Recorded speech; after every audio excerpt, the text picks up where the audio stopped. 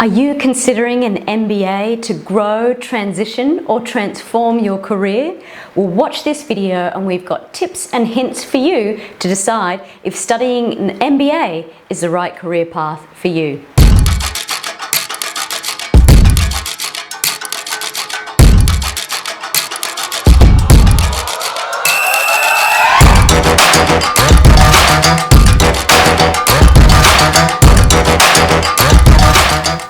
In this video, we'll go through why study an MBA, what's the difference between a master's and an MBA if you're at that decision-making point, what's the cost and decision-making factors that make an MBA the right career path for you.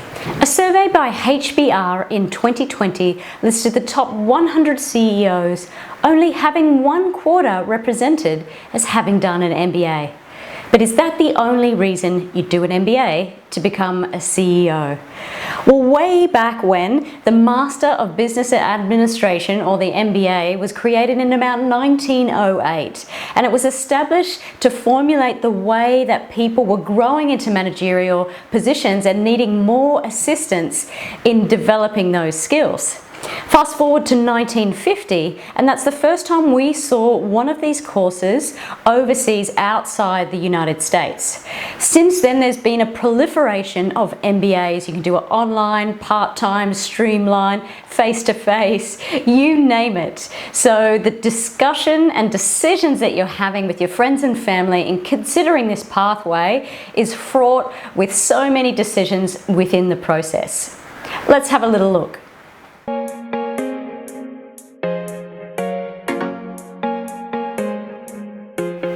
According to MBA Central, the average age for a student currently studying an MBA is 36 years old. These people are working professionals with around 11 years experience, and majority of those studying are women. For full transparency, I'm actually a careers consultant in one of the global top 50 university MBA programs. And I see people coming in to do an MBA for a variety of reasons. One, they are looking for a way to break out. They're technically boxed into their current role, and their employer finds them so valuable they wouldn't even consider them for a move, shift out of their role, let alone being able to undertake managerial opportunities. So often that student is looking to that MBA to expand a range of experiences they're not able to access in-house within their organizations in terms of professional development, and also to signal to their current employer that they're wanting more, they're wanting to expand their skills and broaden their experience. People come to an MBA also to make super drastic changes. They might be looking at a change of industry or a change of employer or a change of role, all in the one, the big trifecta. So people are often facing external forces which are making those decisions for them. It could be the collapse of the aviation industry because of the COVID situation. It could also be external forces like redundancy, shift and changes in industries, which mean their roles are becoming increasingly pressured and potentially being made redundant altogether. Sometimes when you're getting to that 36-year-old plus, the average age of an MBA, you're considering a lot about your life, and maybe the decisions you've made in the past have been quite unconscious. Getting to that stage potentially in your life where you're considering, actually, is this what I want for me? And knowing that we're going to be at work for a lot longer these days, this is an opportunity to change. It's a chance to recreate a career where you know you've still got a chance to build it up and you've got time to expand those skills and really look at that leverage of transferring the skills you've already developed to shift into a new industry.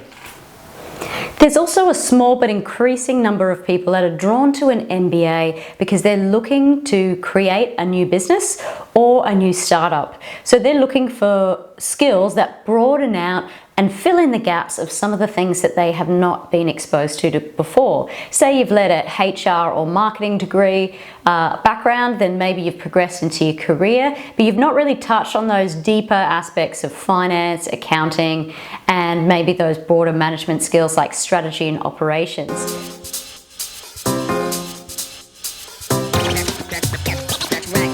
But a master's is quite a specific technical qualification, and what you want to look for in a master's course is making sure that that technical qualification is recognized in the field.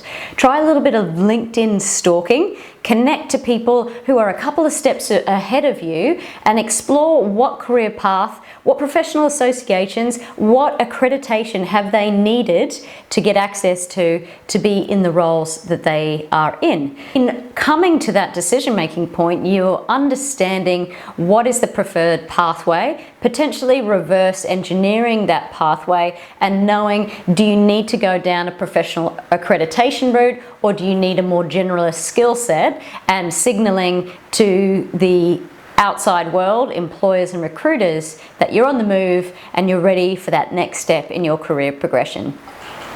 Depending on where you study, the difference between a master's, an online course, and an MBA is often the degree of connection you have and support to resources. So if you're in an online course, or if you're in a master's program or undergraduate program, there's often going to be a substantial scale to that program, and you're one of many students that are enrolled in that. You may have access to a service, but the scale between you and the other students will be quite high.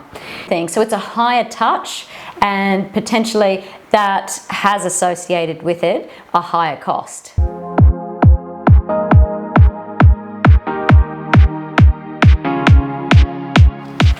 Not all MBAs are created equally, and when it comes to cost, you're looking in Australian dollars from anywhere between $3,000 and over $70,000. If you're looking at the top program, the top MBA out of Stanford, you're looking at, in Australian dollars, almost $200,000. So you want to know you really get that return on investment, and the only way you can do that is to leverage the resources you've been provided with throughout the program. So what is the cost relationship to quality? Well, often you can assume, like most other products that you buy, that the higher the cost returns higher value to you, but you do need to investigate this and go into this in a little bit more depth, because you need to be sure this decision is right for you. So in terms of generally a course that's a higher cost, so if you're coming in at that $3,000 level, it will be priced at that price point because there's a large amount of scale to that program. It's often delivered online, so you don't necessarily have the face-to-face interaction and the opportunity to build social capital as part of that. The higher up you get this in that scale of cost, you want to be getting a higher level of resources. So this is part of your investigation process.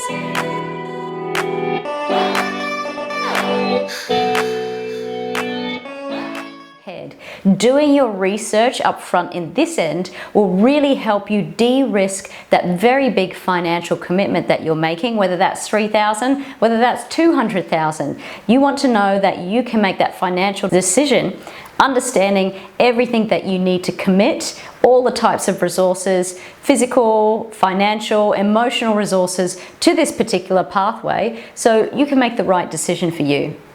You need to know, do they have a dedicated careers team?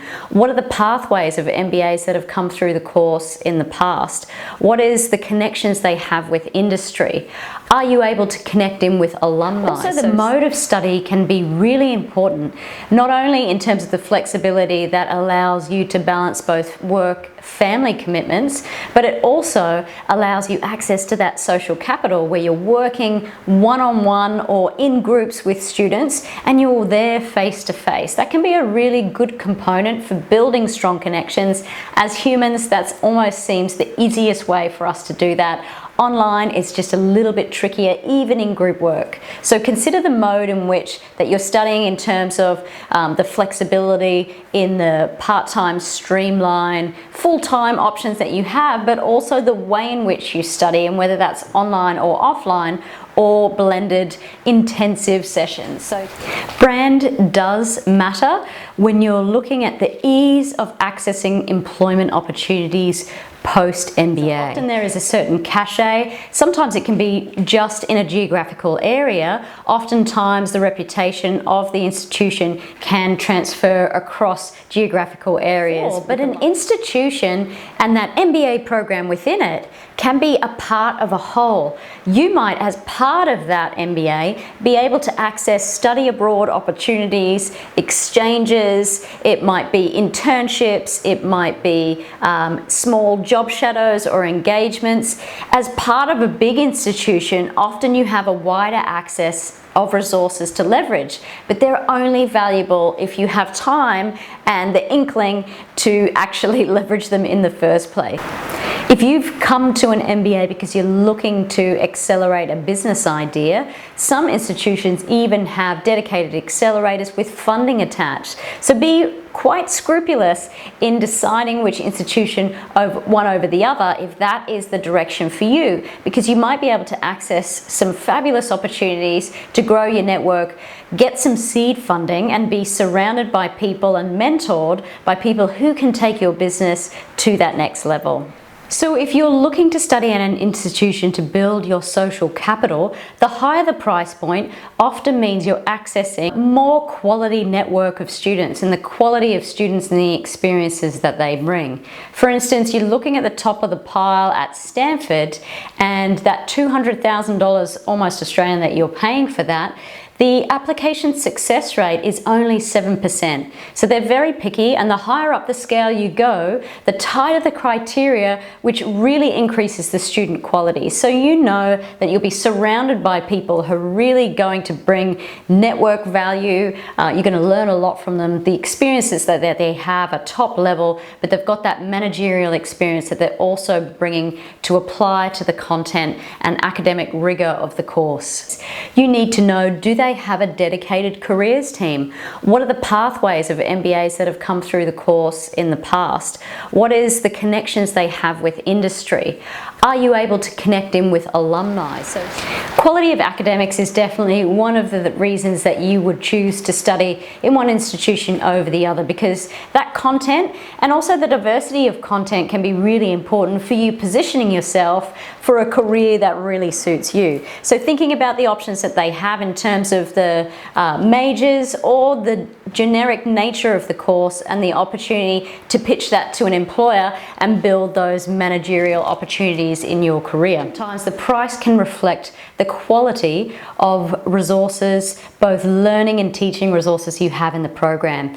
You want someone at an academic level who also has an industry experience to apply into that learning that you have. So it's not applying just the theory, it's also learning from the practice. They have networks in themselves, academics. So the academics at the top level are also involved in industry, undertaking industry research projects, but also have connections sitting on potentially boards as executive and non-executive directors. There might be different levels at which the eligibility requirements don't allow you to study that particular course. So some students have to undertake a GMAT, which is a generic assessment. Sometimes it's applied to students in country, sometimes it's applied to only international students coming into the country. So whatever the assessment is that you need to undertake, have a think about the assessment process as part of that roadmap for you undertaking that course,